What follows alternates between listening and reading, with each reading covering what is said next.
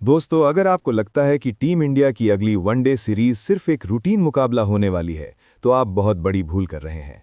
क्योंकि न्यूजीलैंड के खिलाफ घोषित हुई 15 सदस्यीय भारतीय टीम ने क्रिकेट की दुनिया में हलचल मचा दी है। इस स्क्वाड में लिए गए फैसले आने वाले सालों में भारतीय क्रिकेट की तस्वीर बदल सकते हैं।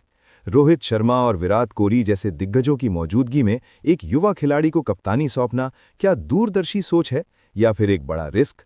और कुछ बड़े नामों को बाहर रखना क्या भविष्य की तैयारी है, या आग से खेलने जैसा कदम? इन सवालों ने सोशल मीडिया पर बहस छेड़ दी है। कप्तानी की जिम्मेदारी उस खिलाड़ी को दी गई है जिसे भविष्य का सुपरस्टार कहा जाता है। लेकिन क्या वो रोहित विराट जैसे अनुभवी खिलाड़ियों को लीड कर पाएगा? क्या सीनियर खिलाड़ी उनके अंडर सहज महसूस करेंगे? यही इस सीरीज का सबसे बड़ा सवाल रहेगा।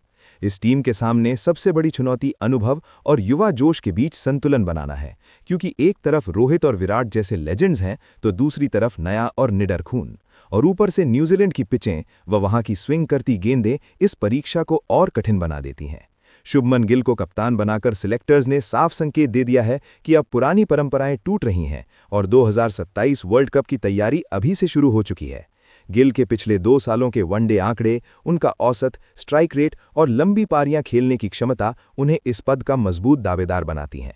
लेकिन कप्तानी सिर्फ रन बनाने का नाम नहीं है।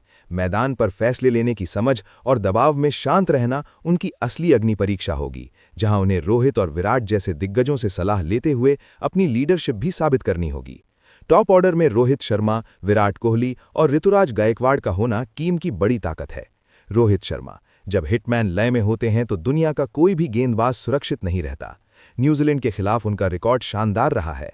विराट कोहली: वनडे क्रिकेट का असली बादशाह, दबाव में मैच को अंत तक ले जाने की कला जो सिर्फ विराट के पास है। और ऋतुराज की तकनीकी मजबूती टीम को गहराई लेती है। मिडिल ऑर्डर में केएल राहुल, ईशान किशन, श्रेयस अय्यर और तिलक वर्मा जैसे खिलाड़ी हैं। जहां राहुल स्थिरता और विकेट कीपिंग का विकल्प देते हैं, ईशान अपनी आक्रामकता और बाएं हाथ के कॉम्बिनेशन से एक्स फैक्टर बनते हैं। श्रेयस स्पिन के खिलाफ भरोसेमंद बल्लेबाज हैं और तिलक वर्मा निडर सोच के साथ एक आधुनिक पैकेज साबित होते हैं। ऑलराउंडर्स के रूप में रविंद्र जडेजा और अक्षर पटेल टीम को कंट्रोल और गहराई देते हैं, जबकि नीतीश कुमार रेड्डी का चयन हार्दिक पांड्या के बैकअप के तौर पर भविष्य की सोच को दिखाता है। खासकर न्यूजीलैंड की स्विंग कंडीशंस में उनकी भूमिका अहम हो सकती है। गेंदबाजी में कुलदीप यादव अपनी शानदार फॉर्म के साथ बीच के ओवरों में विकेट निकालने का सबसे बड़ा हथियार हैं। मोहम्मद सिराज नई गेंद से आक्रामक शुरुआत करते हैं। अर्शदीप सिंह बाएं हाथ के एंगल और डेथ ओवर्स में कमाल दिखाते हैं, और हर्षित राणा अपनी रफ्तार और आक्रामकता से विपक्षी बल्लेबाजों के लिए नई चुनौती बनते हैं। कुल मिलाकर ये स्क्वाड रिस्क और रिवॉर्ड के बीच खिंची गई एक पतली रेखा है। रिस्क युवा कप्तानी का है और रिवॉर्ड एक नई, निडर और डोमिनेटिंग टीम इंडिया का। न्यूजीलैंड की ठंडी हवाओं में ये सीरीज सिर्फ जीतने की नहीं, बल्कि ये साबित करने की होगी कि भारतीय क्रिकेट अब पूरी तरह बदल चुका है और हर चुनौती के लिए तैयार है। दोस्तों, अब आपकी बारी। डीएलएस: क्या ये 15 सदस्यीय टीम आपको परफेक्ट लगती है? क्या किसी और खिलाड़ी को मौका मिलना चाहिए था?